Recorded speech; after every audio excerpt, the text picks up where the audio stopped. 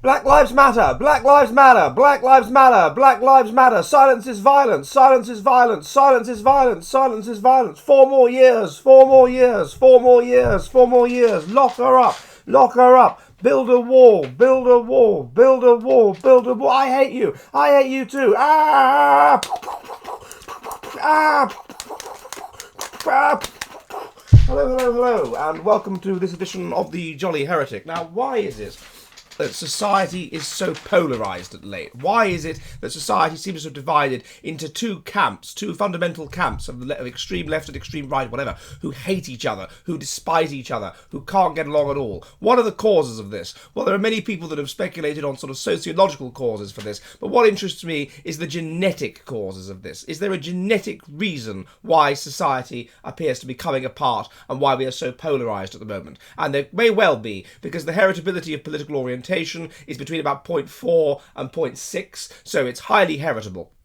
So what is going on? Why is it that society is so polarised at the moment? Well, there's a very interesting paper on this subject called Political Attitudes and Fertility by Friedman and Huber, and that's what I want to look at today. And what they basically argue is this: based on a number of different studies, based on bringing together the World Values Survey, based on bringing together various other studies, what they find is that the middle, for a number of generations now, the middle is hollowed out. What predicts breeding is being extremely right-wing. Those that are extremely conservative, who are essentially far right, and also who are extremely religious, although this relationship exists even if you control for religiousness. But those that are on the political far right, those have the most children. And overall, there is a weak relationship between being right-wing and having the most children. So right-wing people are outbreeding left-wing people, and religious people are outbreeding non-religious people. However, the shape of the curve is not simply like this. It's not simply a line that goes up like this. The shape of the curve is more like a tick. And so what's happening is that although the people on the far right are having the most children, the people who identify as extremely left-wing are coming second. So the 2 points that predict having the most children are, first, being extremely right-wing, that predicts having the most children. Being extremely left-wing predicts having the second highest number of children. And the middle is being hollowed out. Now, what that would, of course, lead to over a number of generations would be society becoming concomitantly both more right-wing and also more left-wing, becoming more extreme. And the middle would be hollowed out. They wouldn't breed. That the people that have the fewest children are those that are centre-left. And consequently, you would end up in a situation where, at the genetic level, the society would become increasingly right-wing across time, but it would be the far right and the far left, these two extremes, that would dominate genetically, and therefore society would be pushed towards the extremes. There'd be nothing in the middle, and there'd be the kind of conflict and polarisation that we have today. Now, this doesn't seem to make a great deal of sense, in the sense that clearly society is becoming more left-wing. You could argue society is becoming more liberal, more left-wing across time. So what exactly is going on? Well, what I would suggest is this. There has been a process which has pushed society in an anti-traditional, anti-Darwinian, anti-right-wing, essentially, direction at the environmental level. So what this has left you with is people at the who are resistant to, and this process that's done this at the environmental level has encouraged people, along with their liberal values, to not have children, to not be ethnocentric, but in particular to not have children. And so what you're left with these people who are highly environmentally sensitive, they don't have children. And so what you're left with is those that are inclined to have children basically for genetic reasons. Those who engage in their political viewpoint, those who have the views they have for highly genetic reasons, those who are not particularly easily influenced by the environment. And there are two kinds of people that you're going to have in that regard. The one is what we call K strategists, that is to say people we're all on a spectrum between R and K. A fast life history strategy: live fast, die young, unstable ecology, pass on your genes as fast as possible, have lots of children, have lots of sex, don't invest anything in the offspring. In this kind of ecology that we have, those kinds of people, they hate investing in the offspring. They don't really want children. And of course, they can use contraception and things to avoid children, so they avoid having children. And so those people basically don't pass on their genes in modern ecologies. And we know that what is passing on their genes is what's called K strategists. That is people that invest not in sex but in nurture. They are evolved to a stable, harsh ecology. A stable, harsh ecology means that you're competing. It means that you reach the carrying capacity for the species of that ecology. You're competing against other people in that ecology. The way you do that, the way you win, is to invest a great deal in a small number of offspring to ensure that a few of them survive this competition and win. And though you are therefore not inclined to have lots of sex, you're inclined to invest in your offspring, to invest energy in your offspring. Now that's a K strategist, and those people are breeding, and those people tend to be left-wing. People who are K strategists overall tend to be low in ethnocentrism, negative ethnocentrism. They tend to be open to foreigners. They tend to be open to immigration. They tend to have broadly left-wing views. Those are K strategists. So those people are breeding. At the other extreme, the people that are breeding, who again those people with K strategists are genetically K strategists. They're resistant to environmental pressures. At the other extreme, there are those who are religious and those who are right-wing, and those that basically have the values that would have been adaptive under Darwinian conditions for genetic reasons. And those people are also breeding. And so consequently, what you're left out with is a hollowing out of the middle. Those in the middle are those that have imbibed this ideology which has said that you should, that a woman should dedicate all of her 20s and most of her 30s to her career, that it's good not to have children, that antinatalism is good, that you shouldn't have children and whatever. So those people are the people that are being pushed by environmental factors in a left-wing direction, and those people tend not to have children. And so consequently what you're left with is two groups of people that have children, both of whom are resistant to environmental pressures, to interference with the nature of the environment. One, the left, and one, the right. But the right specifically have a worldview which promotes natalism, which promotes having lots of children, and which is the view that was evolved for under centuries of the harsh Darwinian conditions. Consequently, the right are more genetically healthy. There is very little element on the far right or the religious right which is going to be genetically unhealthy, and therefore they're going to be more likely to have children because they're more genetically healthy and they have more evolutionarily adaptive ideas. And consequently, you have a situation where you have this tick shape. The far right have the most children, followed by the far left, because the far left are genetic K strategists, and the middle is hollowed out and are passing on their genes. And what this would lead to after a number of generations is a polarization of society, and that's what we're seeing now. Now let me go into a little bit more detail about precisely what has happened. How have we got to this stage? Well, as I've looked at in a number of videos, although it's particularly germane to this, until about 1800 we were under conditions of harsh Darwinian selection. And what that meant was that every generation there was a removal every generation of those that were not ideally genetically healthy. We were under harsh Darwinian selection. Child mortality rate was 50%. About 40% of those that survived childhood did not pass on their genes because they didn't get married or all their children died before them or whatever. And so basically only 10% of the population actually properly passed on their genes. And these were the fittest 10% of the population. These were strongly adapted to the ecology. These were genetically fit. So what they were dying of was childhood diseases. That's what they were dying of. Childhood diseases, things like that. Why were they dying of childhood diseases? Because they had high mutational load. Mutations can be good, of course, but mutations are almost always bad because we're strongly adapted to our ecology. High mutational load means you have a poor immune system. You're more likely to die of measles or whatever other childhood disease there is, and so we end up with 50% child mortality. With the Industrial Revolution and the rise of better medicine, better inoculations, better food, healthier conditions, child mortality has collapsed from 50% to 1%. So this has meant that there's a huge rise in mutation.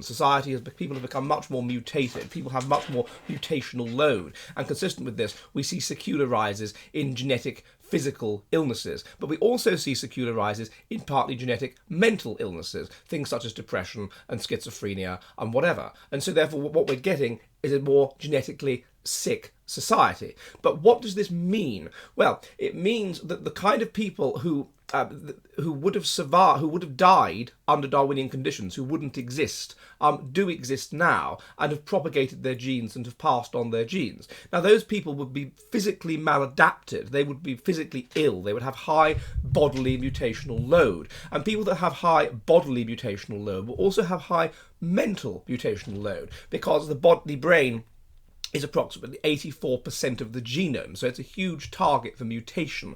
And so this means that if you have problems, genetic problems, mutational load of the body, you will definitely have it of the mind. And so what you would expect to see is, and this is indeed the case, is that things like depression, schizophrenia, autism, and other markers of mutational load in the brain, of high mutation in the brain, correlate with markers of mutational load in the body. And indeed, there is evidence that that people who are more religious, for example, which is highly genetic, as we'll look at in a minute, are also physically better looking. What is being physically good looking? Well, it's having a symmetrical face and certain features of the face which are considered attractive. The ability to maintain a symmetrical phenotype in the face of disease means you have a good immune system, because you can fight off the disease and therefore maintain a symmetrical phenotype. And therefore, people that are physically unattractive will tend to have high mutational load of the body. And if they have high mutational load of the body, they will likely have high mutational load of the mind. And so this is what's happening. So you get this rise in these people who are going to be maladapted of the body, and a high mutational load of the body, and also have high mutational load of the mind. Now, what does high mutational load of the mind mean? Well, we have to look at what we were selecting for under Darwinian conditions. What was being selected for? Well, one of the key things that was being selected for was religiousness. It's quite a traditional religiousness. A traditional religiousness is associated with being right, in modern times, with being right-wing, and indeed with being extremely right-wing. Now, there is good evidence for the idea that religiousness is an adaptation. Why is religious an adaptation? Well, it's about 0.4 genetic. It correlates with fertility. It's found in all cultures. There are specific parts of the brain that seem to be associated with it, that seem to light up with regard to religiousness. It promotes pro-social behaviour, which would have been selected for under Darwinian conditions. There is evidence that it promotes group selection, so you can pass on your genes directly through having children, indirectly through kin selection, looking after your nieces and nephews, but the ethnic group, is an extended genotype, so it's basically an extended genetic family. Research by Frank Salter has shown this to be the case. And so one way you can pass on your genes is by investing in your group, and computer models have shown that the group that is high in positive ethnocentrism, that is internal cooperation, which would be promoted by religious values of cooperation and love and so on, and negative ethnocentrism, that is to say the group which would repel the outside and which would be promoted by religious conceptions of heresy and the infidel and whatever, that's the one that in computer models wins the battle for group selection every time. And it's been shown that being religious is associated with being positively and negatively ethnocentric, and indeed there's a part of the brain called something like the anterior frontal cortex, which is, if that is stimulated, you become both more religious and more ethnocentric. So you can see that religiousness, and also of course religiousness is associated with health, it's associated with physical health, at the genetic physical health, and at the genetic level mental health. Now, why would these things be the case? Well, it's because we've been selecting for physical health, we've been selecting for mental health, and therefore we've been selecting for religiousness, and therefore these things become pleiotripically related. These things become bundled together. They become selected for together. And so you can see that that's what we were selecting for under Darwinian conditions. And what that would mean, and I've looked at this in my paper, The Mutant Says in His Heart There Is No God, is that in modern times, the religious and also the right wing would be a remnant normal population, a remnant genetically healthy population who would want to do genetically healthy things and would have genetically healthy adaptive ideas, such as religiousness and such as being right wing. Now, why is being right wing or being a nationalist, why is that genetically healthy? Well, it's genetically healthy. Well, it's promoting your genetic interests. It tends to promote that you should have children. It tends to promote that you should be group selected, that you should be positively and negatively ethnocentric, which, as we've seen, is something which ensures that you win the battle of group selection under Darwinian conditions in computer models. It tends to promote the idea that life has meaning and you are of eternal significance and all this, and so and it crosses over strongly with religiousness. And so basically, being on the far right can be understood to be the evolutionary norm.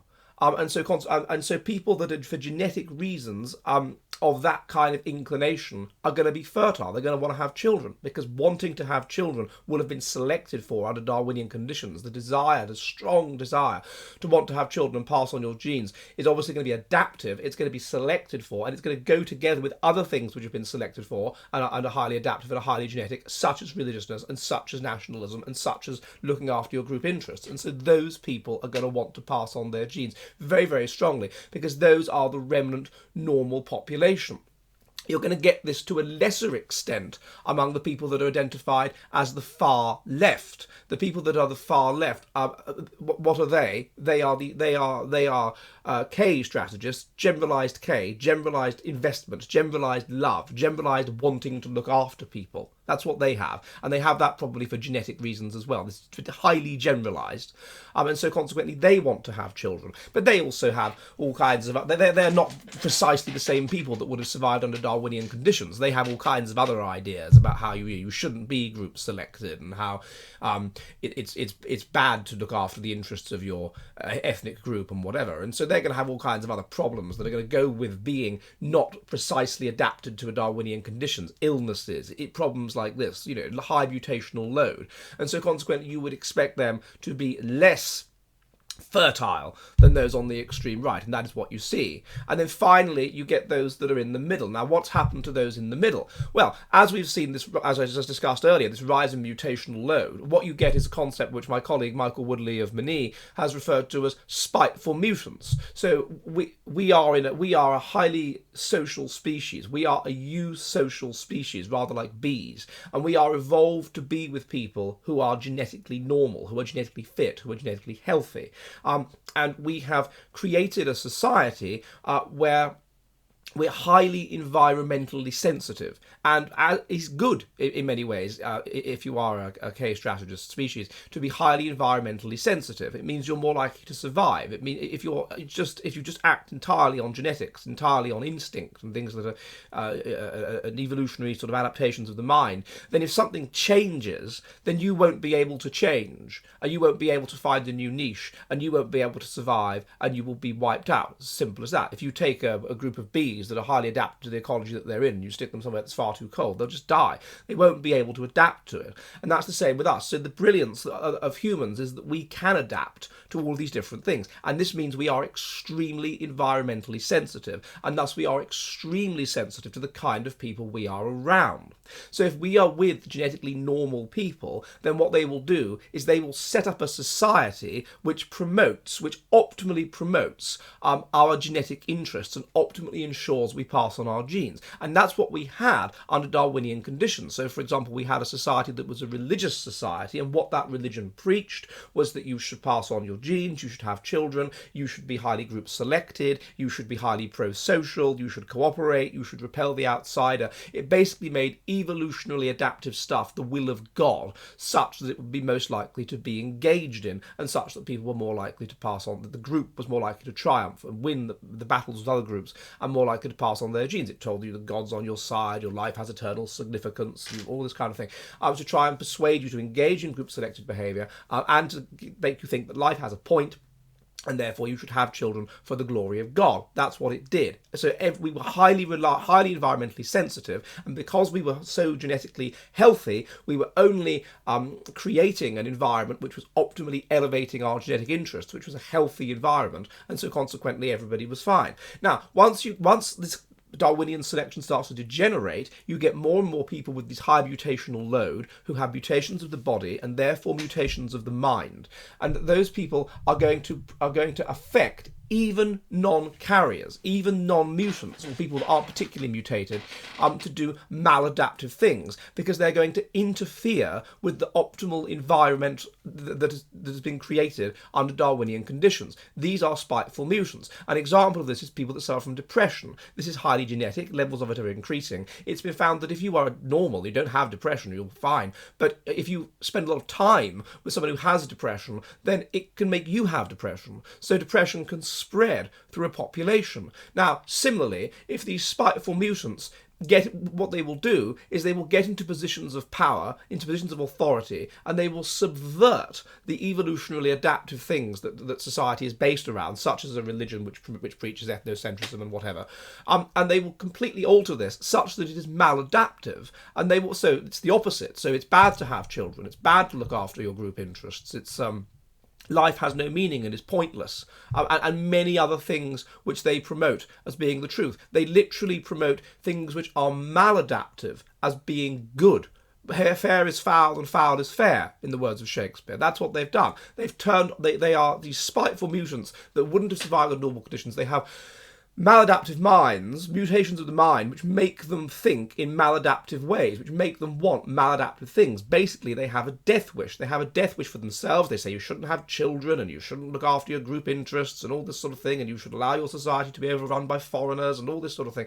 They have a death wish for themselves, and they have a death wish for their entire genetic interests, and this includes their entire ethnic group. And consequently, they push their ethnic group in an increasingly maladaptive direction. Now, it is those who are in the middle, those who are environmentally sensitive, who will be able to be pushed in this direction. It is women who are environmentally sensitive, who these things are all heritable, political traits, whatever, religion, they're all highly heritable, but they vary in their heritability.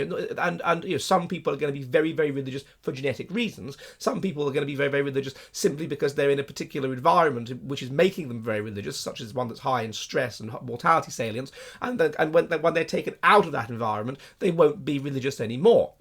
So you're going to have a lot of people that are going to be like that. Probably most people are going to be highly environmentally sensitive. And so those people can be inculcated with maladaptive ways of thinking which say, liberal ways of thinking basically, don't have children, don't fight for your genetic interests, whatever, don't pass on your genes. And so consequently, you're going to get a situation where being moderately left-wing is going to be the most the most maladaptive thing you can be, because you're going to be environmentally sensitive, you're going to be inculcated with these ideas that you shouldn't have children, and therefore you won't pass on your genes. Being moderately right-wing you'll also be open to being inculcated with these ideas, but to a lesser extent than if you're moderately left-wing, because if you're moderately left-wing, you're even more maladaptive, you're even more prone to these maladaptive ideas. Being extremely left-wing, you would think it would mean, you're going to be very, very maladaptive because, of course, you're a pronounced form of the ideology. But that's not necessarily the case, because those people are also going to be extreme K strategists, extremely prone to generalise, loving everybody, whatever, multiculturalism, bringing everybody in, loving everybody. And if that's for genetic reasons, then they will be resistant to the spiteful mutants, the spiteful mutants, by the way, will tend not to have children themselves, but they will churn up every generation because of the high mutational load. They'll always manifest every generation. But those people on the very far left will be resistant to that because they will be very far left for genetic reasons, and they will have this generalised empathy for genetic reasons, and this will correlate with having a generalised desire to invest in people and therefore to have children, to invest your energy in others. And so therefore they pass on their genes, and at the other extreme you get the genetically normal people, the people that were adapted to Darwinian conditions. They are going to pass on their genes, but they're going to have no or very little in the way of maladaptive traits, because what they're doing is so adaptive, is so a remnant normal population, and consequently they will pass on their genes to the greatest extent. And so that's what we're seeing. And so what this would bring about is a total polarization of the society. But what it would also mean is the society would be pushed in a left-wing direction by these spiteful mutants, pushing it in a left-wing direction. At the environmental level, while at the genetic level it would be splitting between an extreme left and to a greater extent an extreme right, and would at in genetic level be moving in a more right-wing direction. Eventually you predict that some sort of tipping point would be reached where it would start to flip once again into a more traditionalist right-wing direction. Now when that happens, I don't know, but that is what you would predict would occur. Okay, well, I hope this has been of interest and has made sense of the genetic reasons why society is polarizing and coming apart. If you have enjoyed it, then you will see various ways that you can help support this channel below. One of them is to send offline super chats. Other is to send through Entropy. Others is simply just to send if you would like to make donations through Entropy. Again, not when I'm online. You can do that. We live stream on Mondays and Thursdays at 7 p.m. UK time, 2 p.m. New York. You won't be notified about this because YouTube is suppressing the channel. Please subscribe to the channel and resubscribe if you've already subscribed, because you've probably been unsubscribed. I will see you soon, and goodbye.